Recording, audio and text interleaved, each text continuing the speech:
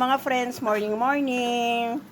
Today is Saturday, day off namin ni Babes, Bobby.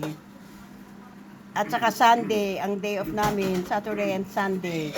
So, ngayon ay magbe-breakfast kami. Eggs at saka Carnin Norte. Ito, luto ni Babes.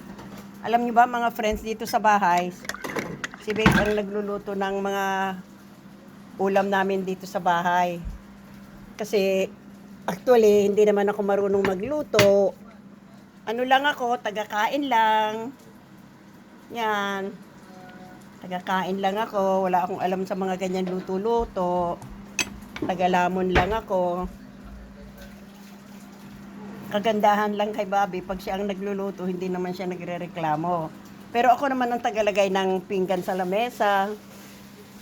Taga-saing, yun ang trabaho ko. Yun lang, maghugas ng pinggan, mag-ayos dito sa bahay, maglinis-linis. And then si Ivana naman, wala. Ayan, nanggugulo lang si Ivana. Ito si Ivana, nandito na sa may upuan ni daddy niya. At kakain na. Gusto na niyang kumain. Oy, baby, banana, baby, no, baby na, Ivana. Hungry na si Ivana. Yun. Hungry baby, balik ang kebet. Elabay si Sambele. Ang boleke kang popop. Yan si baby Ivana namin. Siya ang bunso namin. Hindi si Joshua. Dahil si Joshua damulag. Pasaway pa. Pasawayan si Joshua.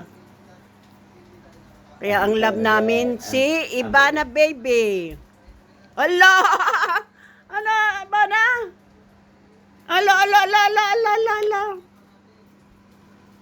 Ala, baby Ivana. So, yan. Breakfast kami. Nagsasangag na lang si Babes ng kanin. Yan, kasi sabi ko, isangag ang kanin na baby Ivana. Tinanggal ko yung damit ni Ivana eh. Yan. No, bebe? Ang bebe, mag-aalmusal na ang bebe ko. Ang bunso. So, ayan, yan. Ayan. So, time to breakfast. So, dyan na kayo. Babu kayo dyan. Mama, chup.